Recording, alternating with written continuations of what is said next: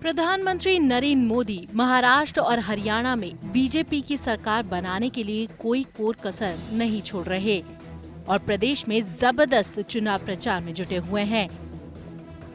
प्रधानमंत्री की रोजाना 4 से 5 रैलियां हो रही हैं और हर जगह वो कांग्रेस मुक्त भारत का आह्वान कर रहे हैं, जबकि अपने पुराने साथी रहे शिवसेना पर कुछ भी नहीं बोल रहे हैं। लेकिन शिवसेना का मोदी पर हमला लगातार जारी है।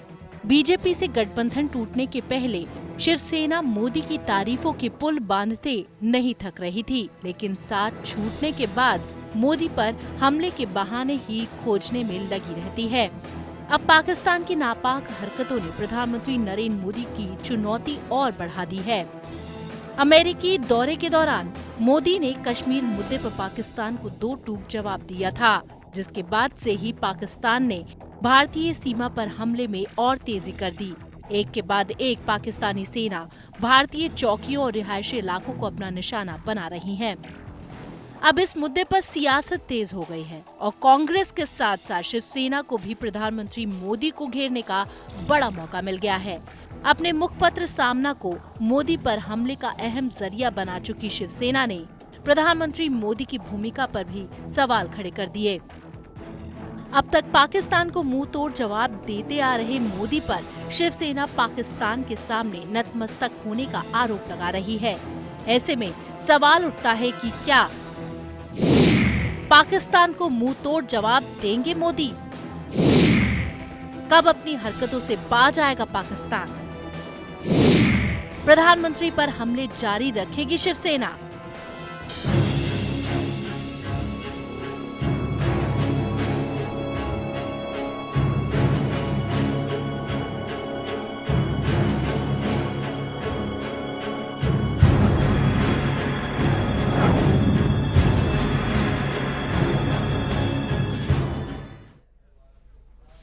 जिया न्यूज की इस खास कार्यक्रम राज चक्र में आपका स्वागत है। मैं एसएन विनोद आज अपने खास मेहमानों के साथ चर्चा करूंगा पाकिस्तान की भारतीय सीमा पर हो रहे सीज फायर उल्लंघन और उस पर हो रही सियासत पर। जी हाँ, पाकिस्तान है कि मानता नहीं।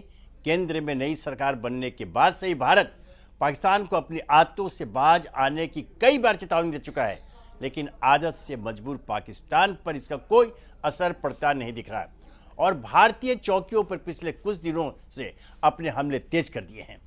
भारत भी इन हमलों का बखूबी जवाब भी दे रहा है और प्रधानमंत्री ने कह भी दिया है कि जल्दी ही सीमा पर सब कुछ ठीक ठाक हो जाएगा। लेकिन मोदी को घेरने का मौका न छोड़ने वाले विरोधी इस बहाने भी मोदी पर तीखे हमले कर रहे हैं। कुछ दिनों से बीजेपी और मोदी पर लगातार निशाना साध रही पुरानी सहयोगी रही शिवसेना ने सामना के जरिए प्रधानमंत्री की भूमिका पर गंभीर सवाल उठाए हैं। राजचक्र में आज हम इसी विषय पर चर्चा करेंगे और इसमें हमारा साथ देंगे वरिष्ठ पत्रकार अनिल नरेंद्र, रक्षा विश्लेषक brigadier BD Mishra ji, BJP नेता दीपिका शर्मा, नागपुर से रहेंगे कांग्रेस के नेता संजय दुबे, साथ ही मुंबई से हमारे साथ जुड़े हैं शिवसेना नेता सुभाष सावंत। तो चलिए शुरू करते हैं राजचक्र में आज का सफर, सामना, सरहद और सीज फायर।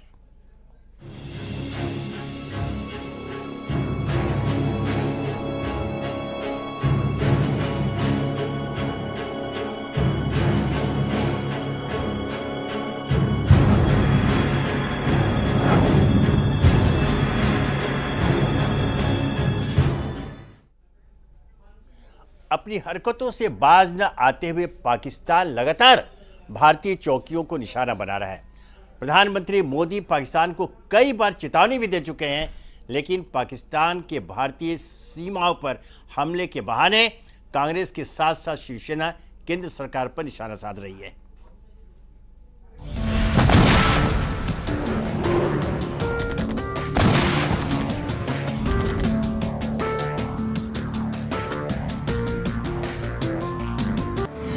सामना के जरिए मोदी पर फिर निशाना। 56 इंच के सीने पर बोला हमला। बाल ठाकरे के सम्मान में प्रधानमंत्री मोदी शिवसेना के खिलाफ एक लफ्ज भी ना बोलने का ऐलान कर चुके हैं, लेकिन लगता है कि शिवसेना मोदी पर हमले करने के मौके ही तलाशती रहती है।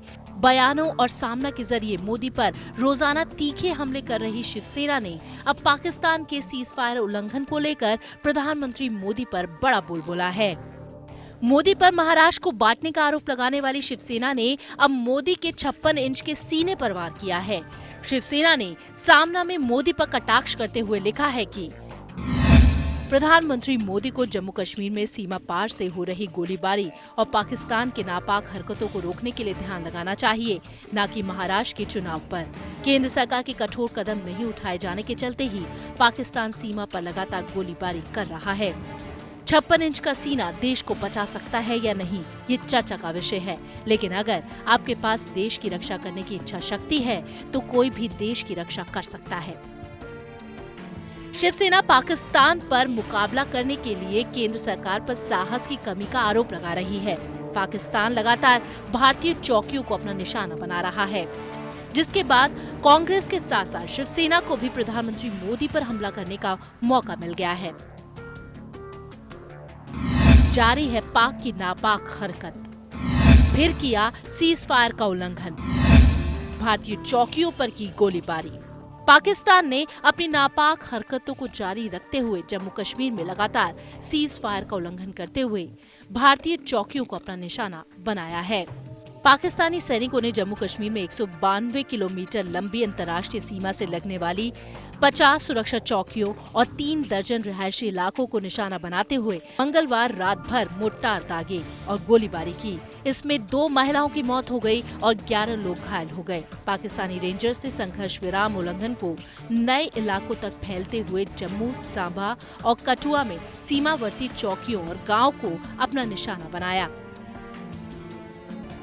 अभी गाड़े जा रहे थे उधर बम पड़ा है, मतलब 2-3 की जख्मी के लिए बता रहे, 2-3 जख्मी हुई। ये नहीं पता कितने को खून तो हमारा उधर मिलता नहीं है, और माल मवेशी भी ज्यादा हमारा जो अभी तक उनको लाया गया वहां से नहीं लाया। अभी उधर कोई आया है कोई नहीं है, मतलब हमारी कोई मदद करने वाला है। हमारे पास गाड़ी नहीं, गाड़ी उधर जा नहीं सकते हम, पुलिस वाला आया हमारे पास।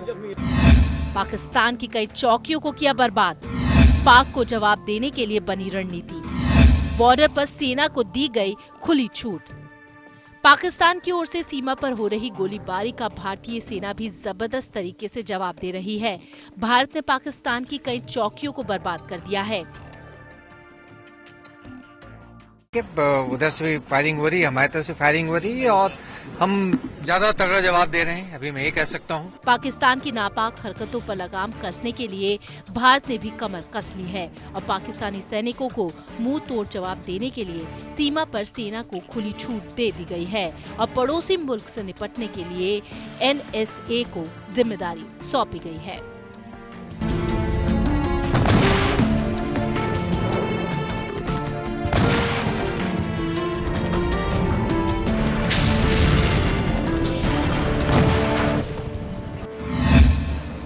संयुक्त राष्ट्र ने की मुद्दा सुलझाने की अपील। भारत और पाकिस्तान के बीच सीज फायर उल्लंघन के मामले पर संयुक्त राष्ट्र ने भी अपनी प्रतिक्रिया दी है। संयुक्त राष्ट्र महासचिव बान की मून की ओर से आए बयान में पाकिस्तान को नसीहत देते हुए कहा गया कि वो भारत से कूटनीति और बातचीत के जरिए मुद्दे को सुलझाए। पाकिस्तान को सबक सिखाने के लिए भारत ने भी सीमा पर अपनी सेना को खुली छूट दे दी है और भारत भी सीज फायर का मुंह तोड़ जवाब दे रहा है। लेकिन इस मुद्दे पर सियासत थमती नजर नहीं आती और अब देखना ये है कि शिवसेना का मोदी पर अगला बार क्या होता है। ब्यूरो रिपोर्ट, जिया न्यूज। तो एक और हमारे देश के प्रधानमंत्री नरेंद्र मोदी महाराष्ट्र और हरियाणा विधानसभा चुनाव में अपनी पार्टी को जीत दिलाने के लिए दिन रात एक कर रहे हैं, रैलियां कर रहे हैं, चुनावी सभाएं ले रहे हैं और इस बीच सीमा पर पाकिस्तान की नापाक हरकतें दिन ब दिन तेज होती जा रही हैं। पहले उसने चिकोटी काटना शुरू किया था, फिर सिर काटना शुरू किया और अब सीमा पार से गोलियों द्वारा निर्दोष भारतीयों को निशाना बनाया जा रहा है। आखिर सवाल है कि हम कब तक करेंगे इससे बर्दाश्त। और इस बीच जब भी ऐसा होता है कि जब देश की सीमा पर संकट होता है, देश के अस्तित्व पर संकट आता है, तो सभी राजनीतिक दल दलबत प्रतिबद्धता से इतर एक हो जाते हैं, पूरा देश एक हो जाता है। लेकिन इस बार फिलहाल अब तक ऐसा देखने को मिल रहा है कि कल तक दोस्त रही शिवसेना महाराष्ट्र में आज भारतीय जनता पार्टी के नहीं बल्कि प्रधानमंत्री नरेंद्र मोदी की दुश्मन बन गई है। अभी सीमा पर फायरिंग हो रही है, सीज फायर का उल्लंघन हो रहा है, हमारे निर्दोष नागरिक मारे जा रहे हैं, लेकिन शिवसेना की ओर से मौका छोड़ा नहीं जा रहा है और राजनीति से अलग होकर सीधे सीधे प्रधानमंत्री नरेंद्र मोदी के 56 इंच के सीने पर वार किया जा रहा है। कहा जा रहा है कि वो अब काम धाम छोड़ करके जब वहां पर पाकिस्तान हम पर आक्रमण कर रहा है, वो यहाँ चुनावी सभा को ले रहे हैं और हमारे निर्दोष नागरिक मारे जा रहे हैं। अब इस पर हम चर्चा करेंगे। हम सीधे चलते हैं मुंबई, जहां हमारी शिवसेना के नेता सावंत जी मौजूद हैं, उन्हीं से पूछेंगे।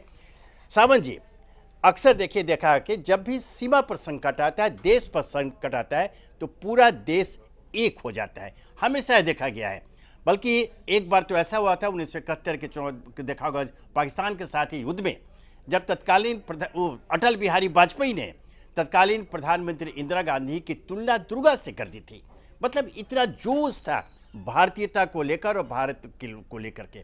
लेकिन आज क्या यह उचित है आपके नेता के द्वारा, जब सीमा पर तनाव है तो वहाँ उनका मनोबल बढ़ाने की जगह हम उनका मनोबल गिराएं और राजनीतिक स्तर पर आलोचना करते हुए यह कह दें कि वो पाकिस्तान के सामने नतमस्तक हो रहे हैं? सावंत जी। नहीं विनोद जी जी ये एक्शन को रिएक्शन है, ध्यान रखिए जी। पाकिस्तान की कोई भी हरकत हिंदुस्तान ने बर्दाश्त नहीं करनी चाहिए। जी जी नहीं करनी चाहिए जी। पाकिस्तान से कितना भी आप प्यार करो जी, वो अपना जो करने का है वही करेंगे। आप उनसे हाथ मिलाओ, क्रिकेट खेलो, गाना गाओ, गले में हाथ डाल के फिरो, लेकिन पाकिस्तान ये इससे बाज नहीं आएगी जी। हमने बड़े हिंदुस्तान के लोगों ने बड़े ये सब खत्म होना चाहिए, अतिरेक की खत्म होना चाहिए, पाकिस्तान की करामत बंद होनी चाहिए। इसलिए पूरे दिल से नरेंद्र मोदी साहब को चुन के दिया जी। हमको ऐसा लगा था एक शिवसेना के नाते कि अब ये पाकिस्तान का जो नाटक है, नौटंकी है, वो मोदी साहब सरकार के सामने नहीं चलेगी, एनडीए के सामने नहीं चलेगी। लेकिन हमने सिर काटा, वो सामने देखा, हमने लोगों पे गोलीबार, मुंबई पे हमला, सब बर्दाश्त किया। अब मोदी साहब आने के बाद अगर पाकिस्तान फिर हरकत कर रही है तो उसका जवाब ऐसे छुटुक पुटुक से नहीं देना चाहिए। उन्होंने सीधा पंतप्रधान नवाज शरीफ को बोलना चाहिए, हरकतें बंद करो शरीफ साहब, नहीं तो यहाँ से पाकिस्तान में जो घुस जाएंगे फिर वो फतेह हासिल करके ही निकलेंगे। ऐसे नरेंद्र मोदी ने साहब ने बोलना चाहिए। किसको डर रहे, किसका इंतजार कर रहे, और मरने का इंतजार कर रहे, तो शिवसेना कभी भी बर्दाश्त नहीं करेगी, शिव सैनिक बर्दाश्त नहीं करेंगे। हम हमारे लोग मारते जा रहे, पाकिस्तान में कितने लोग मरे, इन्होंने फायरिंग किए, कितने लोग मरे, लेकिन हमारी बहनें मरती है, माँ मरती है, बच्चा मरता है, अपाहिज होता है। लेकिन नरेंद्र मोदी साहब इस महाराष्ट्र में चुनाव में मशहूर है। मैं नहीं चाहूँ, उनका मैं रोकने वाला कोई नहीं है, लेकिन एक बात तो सही है कि नरेंद्र मोदी साहब ने यहाँ से निकलकर सब दिल्ली में जाके प्रेस कॉन्फ्रेंस लेके कहना चाहिए, नवाज शरीफ आप सुधर जाओ वरना एक ही बार तुम्हारा क्रियाक्रम हो जाएगा, ऐसा बोलना चाहिए। तब ना हिंदुस्तान के नागरिक को अभिमान होगा, एक प्यार होगा मोदी साहब की। सिर्फ चुपड़ी बातों से ये सब नहीं होगा। सावंत जी जाएंगे, सावंत जी, आप कह रहे हैं कि प्रधानमंत्री नरेंद्र मोदी यहाँ दिल्ली आकर प्रेस कॉन्फ्रेंस कर दो टूक शब्दों में चेतावनी दे नवाज शरीफ को। पिछला जो अनुभव है, इतिहास के पन्ने भरे पड़े हैं, पाकिस्तान अपनी नापाक हरकतों से मानने वाला नहीं है और कोई दो शब्दों का जाल तो बिल्कुल ऊपर नहीं चलता है। अगर वो कर रहे हैं बार बार इतने करने के बाद, नरेंद्र मोदी ने जिस दिन शपथ लिया उस दिन से उन्होंने दोस्ती का हाथ बढ़ाया पाकिस्तान की ओर, लेकिन पाकिस्तान की जो कार्रवाई कर रहा है किसी छुपाव नहीं। ऐसे में आखिर आपकी पार्टी क्या चाहती है? क्या भारत सीधे सीधे क्या पूर्ण युद्ध में चला जाए पाकिस्तान के साथ? नहीं देखिए विनोद जी, बाला साहब थे तब भी बोल रहे थे कि ये सुधरने वाले में से नहीं है, बिल्कुल। ये पूरे वर्ल्ड में इन्होंने आतंक मचाया है। आज भी नरेंद्र मोदी ने बड़ापन करके उनसे हाथ मिलाया, हाथ के बदले उसने गोली दे दिया। लेकिन कब तक इंतजार करेगा इस देश का नागरिक? इस देश का नागरिक कब तक इंतजार करेगा? अरे उसीलिए तो नरेंद्र मोदी साहब को हम लोग ने उस तख्त पे बैठाया जो किसी को तुमको रोकने की ताकत न हो। इतना बाला साहब और उद्धव साहब और शिव सैनिकों ने आपको बड़ा कर दिया। आप अभी क्यों चुप है, किस लिए चुप है? आपको बोलना चाहिए और उस शरीफ को बताना चाहिए, अगर आप हमारे 4 मारोगे तो आपके तरफ से यहाँ से फिर गलत मैसेज आ जाएगा। ये बोलना चाहिए साहब। सावंत ये जी, अभी बहुत चुपड़ी नहीं बात सावंत नहीं जी, चली जाइए। अब चुपड़ी बातें एक्चुअली नहीं हो रही हैं। कल ही हमारे देश के रक्षा मंत्री अरुण जेटली ने सेना के तीनों प्रधानों को बुलाकर चर्चा की, स्थिति का जायजा लिया, उनको निर्देश दिया और आज स्पष्ट शब्दों में सेना को खुली छूट दे दी गई है कि वो स्थिति का अनुरूप निर्णय ले। आपको याद होगा कि ठीक ऐसा ही निर्णय हमारे ब्रिगेडियर साहब पास जाएंगे, वो बताएंगे इसमें 1965 में जब लाल बहादुर शास्त्री प्रधानमंत्री थे और पाकिस्तान ने हमारी सीमा का उल्लंघन किया था, हम पर आक्रमण किया था, उन्होंने सेना को खुली छूट दी और परिणाम सामने था, हमारी जीत हुई, पाकिस्तान को मुंह की खानी पड़ी। और आज कुछ वैसा ही निर्णय हमारे प्रधानमंत्री ने लिया है। विनोद जी जी, मैं आपको बताना चाहता हूँ जी, आप वो निर्णय नहीं, एक्शन लेना चाहिए। एक्शन सावंत जी, इंदिरा गांधी जी ने हमारी पंतप्रधान इंदिरा गांधी जी ने एक्शन लिया था। लाल बहादुर शास्त्री साहब ने पंतप्रधान ने एक्शन लिया था। नरेंद्र मोदी ने एक्शन लेना चाहिए। बस हो गया, अब हमारे आदमी नहीं मरेंगे, अब अतिरेकी हिंदुस्तान में नहीं आएंगे, ये लेना चाहिए एक्शन। मुझे ऐसा लगता है। नरेंद्र मोदी साहब को क्या लगता है मुझे मालूम नहीं, जेटली साहब को क्या लगता है मुझे मालूम नहीं, मुझे मालूम है हमारे लोग मर रहे हैं, वो कैसे रोकेंगे ये मुझे मालूम है, ये शिवसेना को मालूम है। और इसके लिए कोई हमको कॉम्प्रोमाइज की बात नहीं होनी चाहिए। फिर नवाज शरीफ फोन करेंगे, अब हम बात करेंगे, अब हम चर्चा करेंगे। अरे उनको चाय पे क्या, उनको पानी भी नहीं पिलाना चाहिए शरीफ जैसे आदमी लोग। जी सावंत जी, जैसे आपने कहा कि बातचीत का यह जो निर्णय होते हैं वह है एक प्रक्रिया है कार्रवाई करने की। और अब जो पिछले 48 घंटों से जो संकेत मिल रहे हैं उसकी प्रशंसा करनी पड़ेगी भारत सरकार के कि वो चुप बैठे हुए नहीं हैं। हमें थोड़ी प्रतीक्षा करनी चाहिए, परिणाम सामने आएगा। चूंकि आप जो बोल रहे हैं वो सचमुच में पूरे देश की लोगों की भावना आपने यहाँ व्यक्त की है। नहीं, मैं आपकी बात कर रहा हूँ सावंत जी, मैं आपकी बात कर रहा हूँ। विनोद जी जी देखिए, आपने जो कहा मैं यही कह रहा हूँ। लफ्ज़ में बोलता हूँ जी, हाँ बोलिए। मुंबई पे अटैक किया, हम चुप बैठे। जी, हमारे सर काट के ले गए, सर को फुटबॉल बनाया, हम चुप बैठे। जी अब हमारे महिला मार जाएंगे, चुप नहीं बैठना चाहिए। नहीं, मैं बिल्कुल करेक्ट। आप जो कौन सा निर्णय, कौन से एक्शन? सावंत जी आप जो बता रहे हैं बिल्कुल देश की भावना को आप यहाँ व्यक्त कर रहे हैं। हर देश का नागरिक आज यही चाह रहा है कि अब हम वो चुप नहीं बैठना चाहिए। तो हम थोड़ा प्रतीक्षा कर लेंगे। जी, अब हम थोड़ा प्रतीक्षा कर लेंगे और आशा करेंगे कि आपकी पार्टी भी राष्ट्रीय हित को देखते हुए, राष्ट्रीय एकता को ध्यान में रखते हुए, विनोद जी, शिवसेना जी, विनोद जी, शिवसेना भारत की रक्षा के लिए हमेशा तैयार है और तैयार रहेंगे। और पंतप्रधान जी ने अगर अटैक किया तो उनका सराहना भी करेंगे कि एक देश को मर्द आदमी मिला है जो ईंट का जवाब पत्थर दे सकता है। बहुत अच्छा सावंत जी, आपके पास अब फिर आएंगे, आपको समय होगा तो बने रहिएगा। अब मैं सीधे चलता हूँ, हमारे पास रक्षा विशेषज्ञ ब्रिगेडियर BT मिश्रा जी हमारे साथ मौजूद है। मिश्रा जी, अभी तक आपने देखा जो सचमुच ये शुरुआत हुई चिकोटी काटने से, फिर सिर काटा और अब जो पाकिस्तान कर रहा है, यह तो तय है, आप ज़्यादा जानते होंगे कि पाकिस्तान अपनी हरकतों से बाज आने वाला नहीं है। लेकिन इसमें 2 सवाल उठते हैं जिसका जवाब मैं आपसे चाहता हूँ। क्या इन सबों की समस्या का हल सिर्फ युद्ध है? और क्या हम सचमुच अब जो स्थिति पैदा वहाँ हो रही है पूर्ण युद्ध की ओर बढ़ रहे हैं? और अगर अंतिम सवाल युद्ध होता है तो हमारी स्थिति सैन्य दृष्टि से क्या होगी?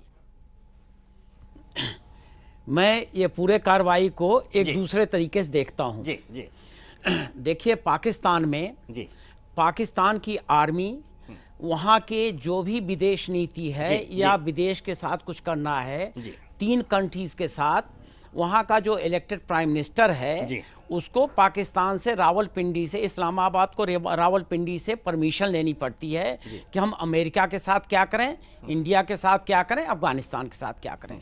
यह वहाँ की स्थिति है। और जब नवाज शरीफ साहब यहाँ आए थे जी। और उसके बाद जब ये सब माहौल शुरू हुआ तो मैंने एक पाकिस्तान के ब्रिगेडियर को टीवी पर देखा था और उन्होंने ये कहा कि नवाज शरीफ वहाँ पर गया और वहां पर जाके हम लोगों ने कहा था कि सिर्फ हाथ मिला के आना और वहां पर जाके बिजनेस की बात करने बिल्कुल, लगा। जी। यह कहा था। और जी। दूसरी बात यह है जी। उसी ब्रिगेडियर ने यह कहा था जी। और मैंने सुना था कि मैं अभी मुशर्रफ के यहाँ से आ रहा हूं उनके फार्म हाउस से and I had a drink with him, वो भी कहा था। हालांकि वो उन्होंने बड़े सहमी भाव में कहा क्योंकि पाकिस्तान टीवी पर बोल रहे थे।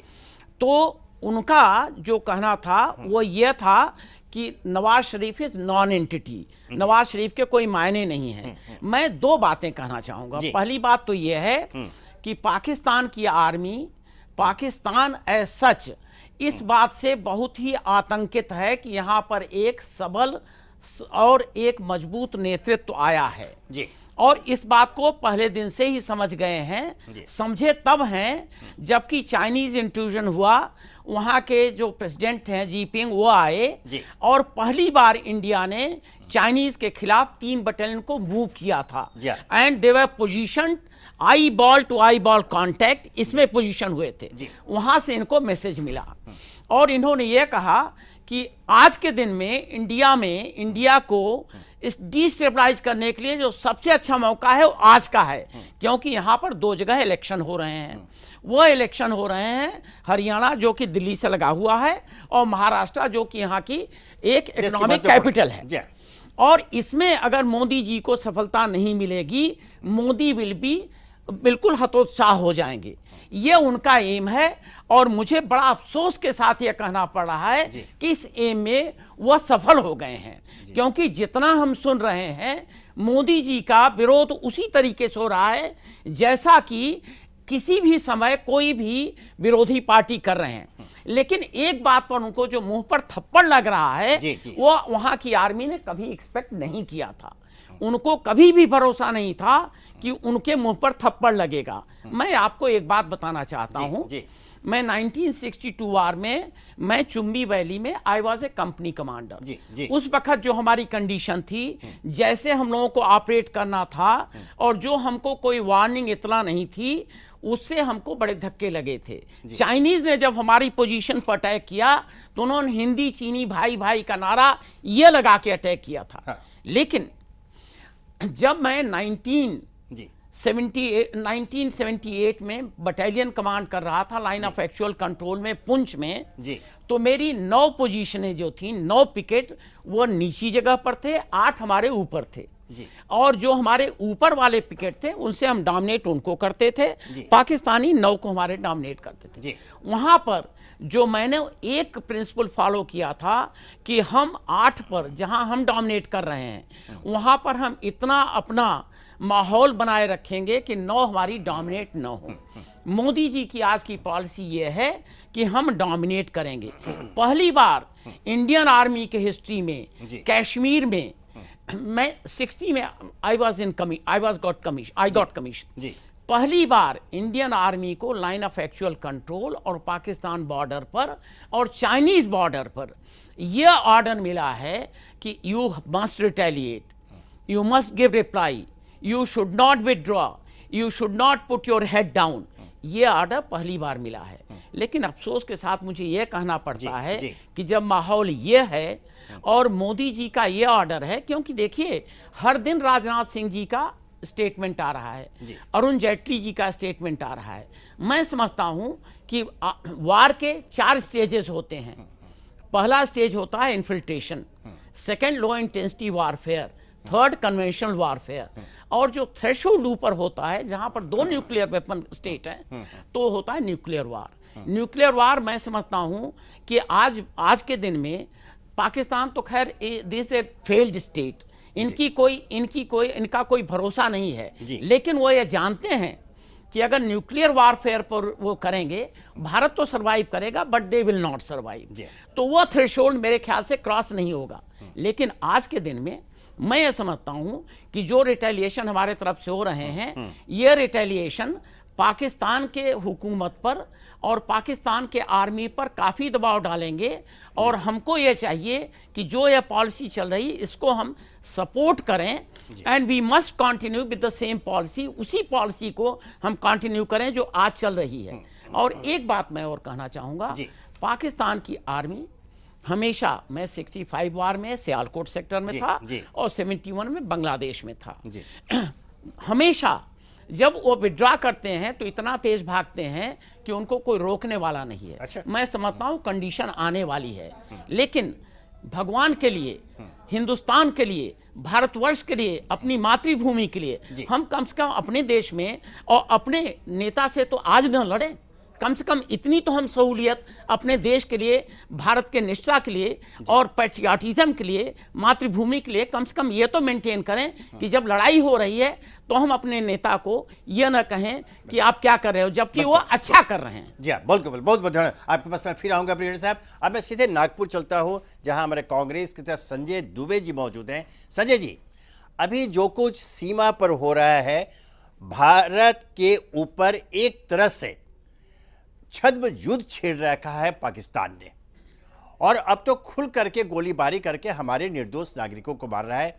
और जैसा ही देखा, आज जो हम विवश हुए इस पर चर्चा करने के लिए कि जब देश पर संकट है, सीमा पर तनाव है, सीमा पर फायरिंग हो रही है, तो यहाँ कोई राजनीति नहीं होनी चाहिए। शिवसेना नेता उद्धव ठाकरे और शिवसेना की ओर से चूंकि लगातार उन पर वार हुए, हम मजबूर हुए चर्चा करने के लिए। हम आपसे जानना चाहते हैं, चूंकि आपके ऊपर, आपके पार्टी को आरोप लगता है कि आपके यूपीए शासन काल के दौरान पाकिस्तानी सेना आए, हमारे जवानों को सिर काट के ले गए, उनसे फुटबॉल खेला और आज तक उस सिर का पता नहीं है, वो विधवा बेचारी भाग रही है। तो यह आरोप लगा, लेकिन ऐसा इतिहास गवाह है कि जब भी देश पर संकट आया है, भारत हमेशा एकजुट रहा है। जैसा ब्रिगेडियर साहब ने कहा कि भारत भूमि की रक्षा के लिए, भारत माता की रक्षा के लिए हर जवान अपने कुर्बानी देने को तैयार रहता है। ऐसे में जब आज नरेंद्र मोदी, आप ठीक है, ये आरोप लग रहा है कि आपके महाराष्ट्र में चुनावी दौरे पर हैं, हरियाणा में चुनावी दौरे पर हैं, लेकिन ऐसा भी संभावना नहीं दिखती कि वे इन सब चीज़ों से अलग होंगे, उन्हें जानकारी नहीं होगी, क्योंकि उन्होंने स्पष्ट निर्देश दे दिया है कि सेना को खुली छूट दी जाए और स्थिति के अनुकूल वो सेना निर्णय ले, उनको पूरी छूट है। ऐसे में क्या लगता है कि भारत को अभी क्या करना चाहिए, और राजनीतिक दल के नाते आप क्या आपका कर्तव्य नहीं बनता है कि प्रधानमंत्री नरेंद्र मोदी को पूरा समर्थन मिलना चाहिए?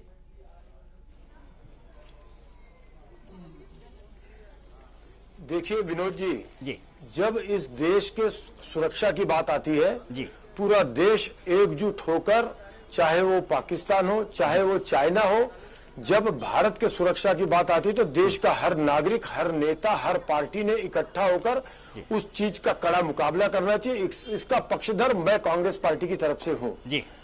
महाराष्ट्र में कांग्रेस के चुनाव हो रहे हैं और प्रधानमंत्री पद पर नरेंद्र मोदी बैठे हैं और वे पाकिस्तान सीज फायर का उल्लंघन करके बॉर्डर पर गोलाबारी कर रही है, गोला बारूद फेंक रही है, और उस समय में प्रधानमंत्री ने देश की चिंता छोड़कर एक महाराष्ट्र राज्य में उनके पार्टी की सत्ता कैसी आए, इसलिए वे यहाँ पर चुनाव प्रचार कर रहे हैं। ये शर्मनाक है। हमारे ऊपर भी आरोप लगे थे, लेकिन हमारे प्रधानमंत्री कभी दिल्ली छोड़कर नहीं गए। उन्होंने हर समय में पुरजोर विरोध किया, कांग्रेस ने हर समय पुरजोर विरोध किया, ये हमें ध्यान में रखना चाहिए। चाइना के जब राष्ट्रपति भारत दौरे पर आए तो उनके आने के एक शाम पहले से लेकर उनके जाने के शाम तक चाइना ने अपनी हरकतें बंद की, और यह सिर्फ दिखावा था, यह सिर्फ दिखावा था। जैसे ही चाइना के राष्ट्रपति वापस गए, हरकत बॉर्डर पे फिर शुरू हो गई। चाइना की जो सेना है वो भारत के सीमा के अंदर घुसना शुरू हो गया। यही बात पाकिस्तान के साथ भी होती है। इसलिए मैं निवेदन करूंगा इस भारत की एकता और अखंडता के लिए कि प्रधानमंत्री अपना दायित्व निभाए और वो पाकिस्तान को करारा जवाब दे इस देश की अखंडता के लिए। नहीं, ठीक है संजय जी, एक बात आप चूंकि देश के प्रधानमंत्री नरेंद्र मोदी और उनकी पार्टी नई नई सत्ता में आई है और महाराष्ट्र जैसे महत्वपूर्ण प्रदेश में चुनाव हो रहा है, और आप भी जानते हैं कि वो पूरा का पूरा चुनाव भारतीय जनता पार्टी नरेंद्र मोदी के नाम पर लड़ रही है। ऐसे में उनकी प्रतिष्ठा दांव पर है। और अभी आपने ब्रिगेडियर मिश्रा की बात सुनी होगी जी कि अगर उनमें सफलता नहीं मिलती तो वो इतने, उनका मनोबल इतना गिर जाएगा कि शायद पाकिस्तान का मुकाबला नहीं कर सकेगा। उनका मनोबल बढ़ाने के लिए भी उनका आवश्यकता है कि वहां पर उनकी जीत हो, इसलिए वो राजनीतिक स्तर पर सोच रहे हैं, एक नेता के रूप में काम कर रहे हैं। लेकिन यह आरोप लगाना कि इस सब मामले में, पाकिस्तानी सीज फायर के मामले में वे निष्क्रिय हैं, शायद ठीक नहीं हुआ। आपके पास हम फिर आएंगे। अब मैं चलता हूँ सीधे अनिल जी के पास। अनिल जी, अभी तक आपने सुना, अब मैं आपसे सीधा एक सवाल पर बता दूं, ऐसी स्थिति में जो सामने आई, भारत को क्या करना चाहिए, क्योंकि पाकिस्तान अपनी हरकतों से बाज नहीं आएगा।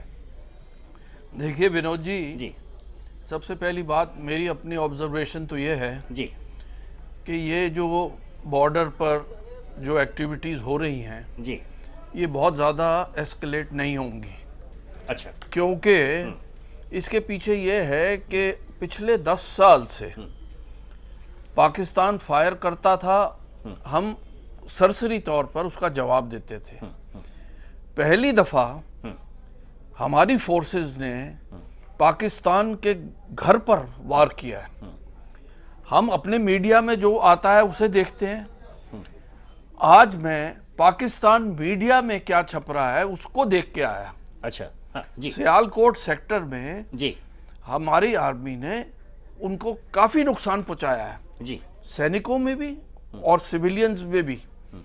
तो ऐसा नहीं कि हमारी सरकार इनफेक्टिव है, बड़ी इफेक्टिव तरीके से जवाब दिया जा रहा है। उसका प्रचार नहीं किया जाता, वो स्वाभाविक है। पाकिस्तान, आपने चर्चा की पाकिस्तानी प्रेस की, वहां क्या प्रतिक्रिया हो रही है? वहां प्रतिक्रिया ये हो रही है कि इंडिया उल्लंघन कर रहा है सीज फायर का। पर मैं आपको इससे हटके बात बताता हूं कि मुझे ऐसा लगता है कि जब से श्री नरेंद्र मोदी प्रधानमंत्री बने हैं जी, पाकिस्तान की बौखलाहट बढ़ती जा रही है जी, उसके कई कारण हैं। देखिए, यूनाइटेड नेशंस में जिस तरीके से नरेंद्र मोदी जी ने पाकिस्तान को आइसोलेट किया, जी, जिस तरीके से लश्कर तोयबा, दाऊद इब्राहिम एटसेट्रा को उनका नाम बाकायदा जी, लिया गया, तो पाकिस्तान थोड़ा सा डीस्टेबलाइज हो गया है जी, इस मुद्दे पे। तो वो ये नहीं चाहता कि किसी के ये मामला हमारा बाइलैटरल रहे। वो चाहता है कोई इंटरनेशनल इंटरवेंशन जरूर हो या इस मुद्दे को इंटरनेशनलाइज किया जाए। तभी वो भागा सिक्योरिटी काउंसिल भी गया।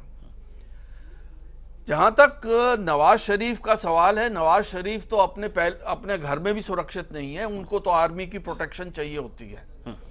फिर एक और बड़ा इंपॉर्टेंट फैक्टर है, इंडिया में कहते हैं डेमोक्रेसी के 4 खंबे हैं जी, पाकिस्तान में 5 हैं, जो है जुडिशरी, एग्जीक्यूटिव, आर्मी और जिहादी। Let us not forget the जिहादी एस्पेक्ट। जी, पाकिस्तान की साइड से जो फायरिंग हो रही है उसमें हमको क्या पता कि कितना पाकिस्तान रेंजर्स फायर कर रहे हैं और कितना उसके साथ ये जिहादी संगठन लश्कर तैयबा वगैरह ये भी उसमें शामिल है। और जब तक पाकिस्तान की terror as a state policy रहेगा, मुझे नहीं लगता कि वो किसी भी प्रकार से सुधरने के लिए सुधरेंगे। तो मैं समझता हूं कि हमारे नरेंद्र मोदी जी बिल्कुल सही चल रहे हैं जी। और रही सवाल कि भाई इस इलेक्शन के दौरान नहीं करना चाहिए, तो ये इलेक्शन में मैं एक आपको और एस्पेक्ट बता दूं जी, वो ये है कि जम्मू कश्मीर में भी इलेक्शंस होने हैं, उनको भी डिसरप्ट करना है पाकिस्तान ने किसी भी हालत में, जिहादियों ने भी करना है, हुर्रियत ने भी करना है। तो ये सब मिलकर ऐसा सिचुएशन क्रिएट कर रहे हैं जिससे कि जम्मू एंड कश्मीर में स्टेबिलिटी ना हो और इलेक्शन हो ना सके। ये सेना की खुफिया एजेंसी ने भी इसी बात दोहराया है। तो नरेंद्र मोदी साहब का यह कहना है कि पाकिस्तान की कोशिश ये है कि किसी न किसी तरह इस मुद्दे का अंतर्राष्ट्रीयकरण कर दिया जाए। वैसे उनमें यह कुवत नहीं है कि सीधे सीधे हम पर युद्ध करे या युद्ध में आ जाए। पाकिस्तानी सैनिक एक के बाद एक भारतीय सीमा को अपना निशाना बना रहे हैं। भारत के कई चेतावनी को नजरअंदाज करते हुए पाकिस्तान इसी साल अगस्त से अब तक कई बार सीज फायर का उल्लंघन कर चुका है। पाकिस्तान के प्रधानमंत्री नवाज शरीफ ने कश्मीर मुद्दे को यूनाइटेड नेशंस जनरल असेंबली में एक अंतर्राष्ट्रीय मुद्दा बनाने की कोशिश की थी, लेकिन यूएनजीए में प्रधानमंत्री मोदी ने पाकिस्तान को दो टूक जवाब दिया, जिसके बाद से पाक की बौखलाहट और बढ़ती जा रही है। 1 अक्टूबर को पाक ने फिर से भारतीय सीमा पर गोलियां बरसानी शुरू की हैं, ठीक 2 दिन बाद जब नरेंद्र मोदी ने अमेरिकी राष्ट्रपति बराक ओबामा से मुलाकात की। पाक की ओर से सीज फायर उल्लंघन अगस्त से ही काफी तेजी से जारी है। भारत ने पाक के साथ जो सचिव स्तर की बातचीत कैंसिल करने का फैसला लिया, उसके बाद पाक के तेवर और उग्र हो गए, लेकिन बाढ़ ने शायद उनकी हरकतों को काबू कर दिया। वहीं अब पाक कश्मीर में बाढ़ के बाद उपजे हालातों का फायदा उठाने की फिराक में है। 1 अक्टूबर के बाद से सीज फायर उल्लंघन में अब तक 7 लोग मारे जा चुके हैं, जबकि 70 लोग घायल हुए हैं और 16,000 से ज्यादा लोग घर छोड़ने को मजबूर हुए हैं। पिछले साल 347 बार पाकिस्तान ने सीज फायर का उल्लंघन किया और इस साल अब तक 125 से ज्यादा बार पाकिस्तान सीज फायर का उल्लंघन कर चुका है। भारत की बार बार की चेतावनी को पाकिस्तान नजरअंदाज करता रहा है। अब प्रधानमंत्री मोदी ने सीमा पर जल्द ही सब कुछ ठीक ठाक होने का दावा किया है। इसके बाद सबकी निगाहें इसी ओर टिकी हैं कि पाकिस्तान को सबक सिखाने के लिए भारत क्या कड़े कदम उठाता है। ब्यूरो रिपोर्ट, जिया न्यूज। तो यह साफ है, ये जो अभी हमने दिखाया, जो रिपोर्ट दिखलाई कि आरंभ से अब तक पाकिस्तान बार बार हमें छेड़ता रहा है। इस बार कुछ ज्यादा हुआ, चूंकि रिहायशी इलाकों में गोली मारकर हमारे निर्दोष नागरिकों को निशाना बनाया है। कई मौतें हो चुकी हैं और इसे बर्दाश्त किसी भी कीमत पर नहीं कर सकता है। हमारे साथ दीपिका जी हैं, भारतीय जनता पार्टी के नेता। अब मैं सीधे दीपिका शर्मा जी से जानता हूँ। दीपिका जी, इस बार तो आपके पुराने दोस्त और अब जो दुश्मन के रूप में चुनाव में है शिवसेना की ओर से सीधे सीधे आपके नेता अर्थात प्रधानमंत्री नरेंद्र मोदी के 56 इंच के सीने पर वार किया जा रहा है। और मजे की बात यह भी है, हालांकि दिलचस्प है, कि वार करने में यह भी कह दिया जाता है कि जिस प्रकार पहले पिछले सरकार मनमोहन सिंह के अंतर्गत अगर निष्क्रिय थे हमारे प्रधानमंत्री, तो आपके या हमारे प्रधानमंत्री और आपके नेता नरेंद्र मोदी भी इस मामले में कम से कम इसलिए जो तथ्यों के आधार पर गलत है, जैसा अभी इस मंच से कहा गया कि इस बार जो जवाबी कार्रवाई जिस रूप में दी जा रही है और जिन शब्दों में पाकिस्तान को चेतावनी दी जा रही है, यह अंततः निर्णायक सिद्ध होगा। और पाकिस्तान इस बात को अच्छी तरह जानता है कि हिंदुस्तान से उलझना उसके हित में नहीं होगा। लेकिन दीपिका जी, यह सवाल तो रह ही जाता है, जो राजनीतिकरण रहा है, कि यह कहीं ना कहीं बात उठी और उठी गई है कि सचमुच अभी जब देश की सीमा पर संकट है, युद्ध की स्थिति है, हमारे निर्दोष नागरिक मारे जा रहे हैं, वैसी स्थिति में दिल्ली छोड़ के प्रधानमंत्री चुनावी सभाओं के दौरे पर जा रहे, यह कहां तक उचित है राष्ट्रहित में? विनोद साहब, सबसे पहले तो सावंत साहब जो हमारे शिवसेना के साथी हैं, मैं उनसे कहना चाहूंगी कि क्योंकि हमारे प्रधानमंत्री ने स्पष्ट रूप से कहा है कि हम बाला साहब का बहुत आदर करते हैं, तो इसलिए मैं शिवसेना के जो कमेंट्स आ रहे हैं सामना के ऊपर, उसके ऊपर कोई टिप्पणी नहीं देना चाहूंगी। दूसरी बात, मैं कांग्रेस के संजय दुबे जी को ये बताना चाहूंगी कि ये टेक्नोलॉजी का जमाना है और नरेंद्र मोदी भारत के प्रधानमंत्री हैं, और नरेंद्र मोदी अगर अमेरिका भी जाते हैं या महाराष्ट्र में रहते हैं या अहमदाबाद जाते हैं या केरल जाते हैं, तो वो मिनट टू मिनट वो देश की खबर रखते हैं कि देश में क्या हो रहा है। अगर आज आपने खबरें देखी होंगी तो डायरेक्टली आर्मी को आदेश दे दिए गए हैं कि आप पूर्ण रूप से स्वतंत्र हैं, आप अपने निर्णय लीजिए क्योंकि आप बॉर्डर संभाल रहे हैं। नेशनल सिक्योरिटी एडवाइजर जो अजीत डोवल हैं, बहुत कॉम्पिटेंट और बहुत अच्छे अफसर हैं, माने जाते हैं।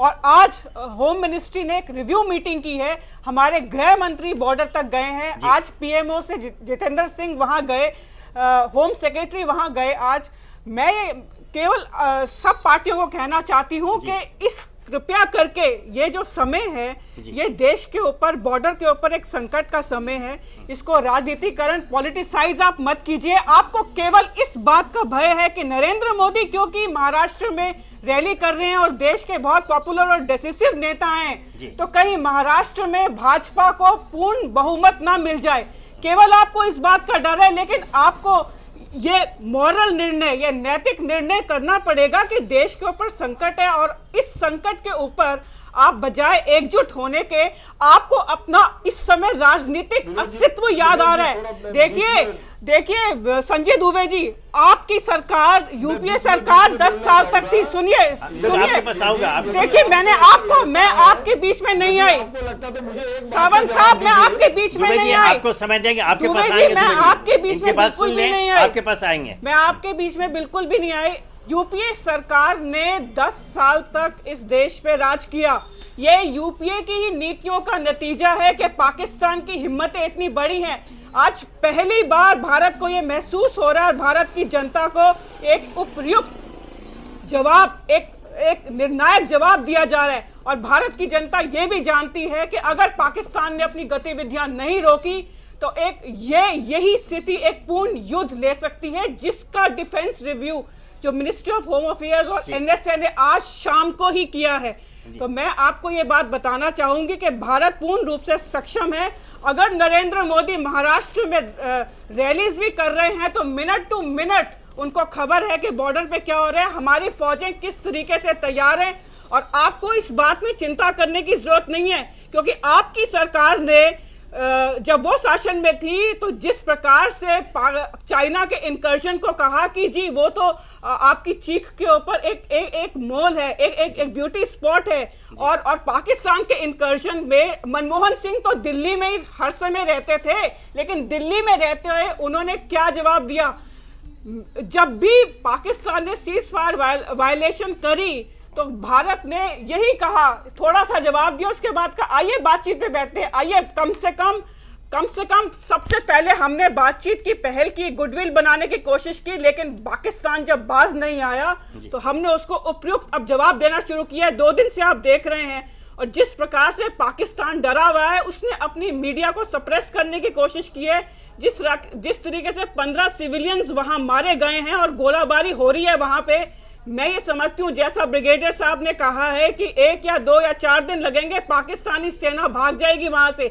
उसके अंदर हिम्मत नहीं है भारत का सामना करने की। और नरेंद्र मोदी एक ऐसे प्रधानमंत्री, ऐसे सशक्त प्रधानमंत्री बन के आए हैं पूरे विश्व में, पूरी दुनिया में। जिस प्रकार से चाइना, अमेरिका, ब्रिक्स, जापान उनके साथ है इस समय, तो मैं समझती हूं कि पाकिस्तान को यह बात बहुत अच्छे से समझ में आ गई है और वो बहुत बौखलाहट में है।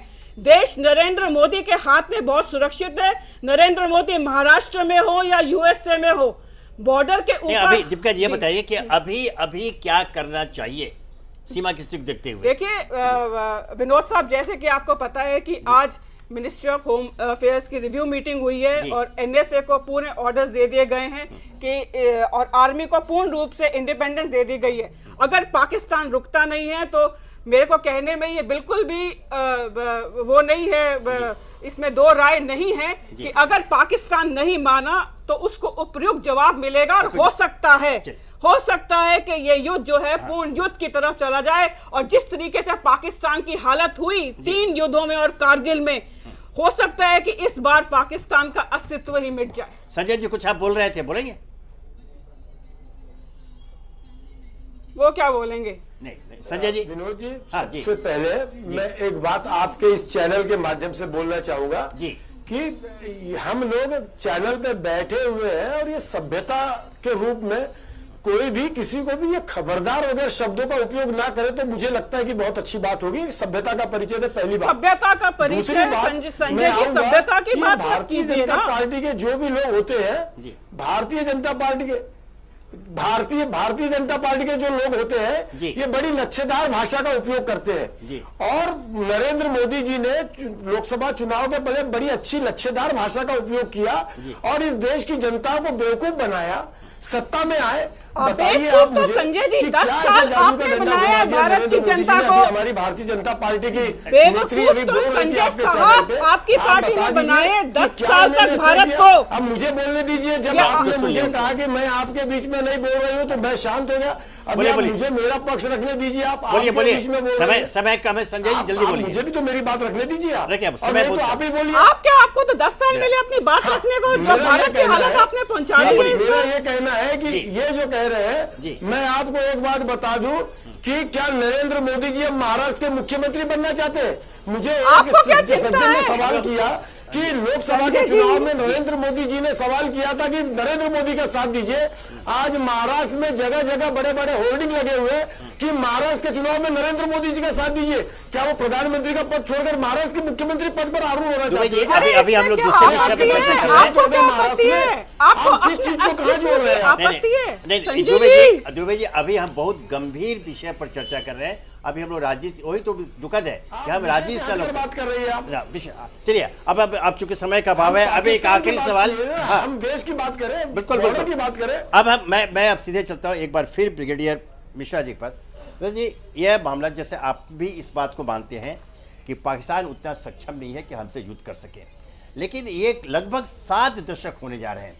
आप 3 युद्ध के तो आप गवाह हैं जो आपने उसमें भाग लिया, 1962, 1965, 1971।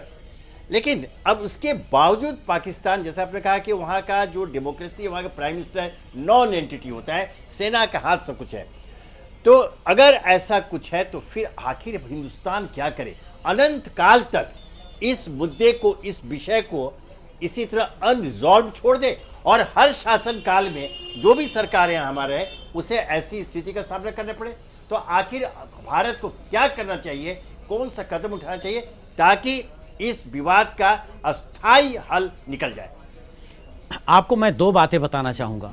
सबसे पहले जो एक मिसकंसेप्शन है कि वार कैसे प्लान की जाती है या वार स्ट्रेटजी कैसे प्लान की जा सकती है या कैसे जवाब दिया जाता है इन सिचुएशन का, उसके बारे में मैं आपको यह बताना चाहता हूँ कि 1971 में जब बांग्लादेश से पूर्व ईस्ट पाकिस्तान से इतने शरणार्थी आ गए थे तो इंदिरा गांधी जी ने उन्होंने एक मीटिंग की।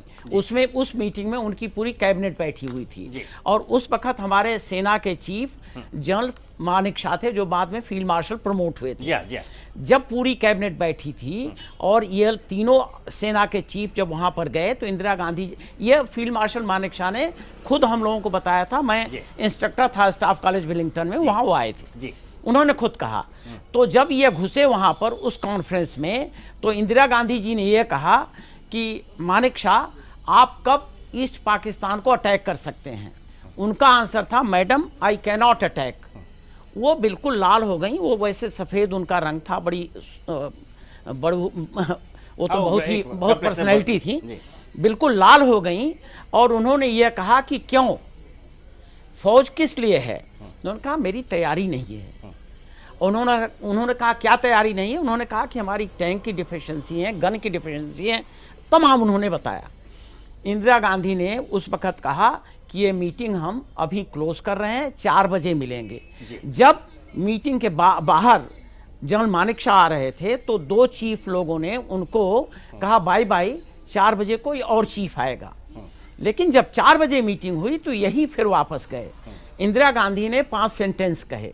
उन्होंने कहा कि हमको पूरा यकीन है हमारे जनरल मानिक शाह पर और सेना चीफों पर, इसकी प्लानिंग जनरल मानिक शाह करेंगे और इनको जितना सपोर्ट होगा, मैंने कैबिनेट सेक्रेटरी को ऑर्डर दिया है, पूरा सपोर्ट करेंगे। मीटिंग बर्खास्त हो गई। जनरल मानिक शाह उस वक्त डिफेंस मिनिस्टर और कैबिनेट सेक्रेटरी से मिलकर उन्होंने प्लानिंग किया और बाद में प्रमोट हुए। मैं कहना यह चाहता हूं कि उस मीटिंग, उसके बाद इंदिरा गांधी जी ने कोई दखल नहीं दिया। आज आपके जनरल दलबीर सिंह सहवाग यहां पर हैं, मीटिंग हो रही है। आर्मी में मैं बताना चाहता हूं, वार में चर्चिल जब सेकेंड वर्ल्ड वार लड़ रहे थे तो उन्होंने यह कहा था कि don't disturb me during my sleep in the afternoon unless London is physically attack.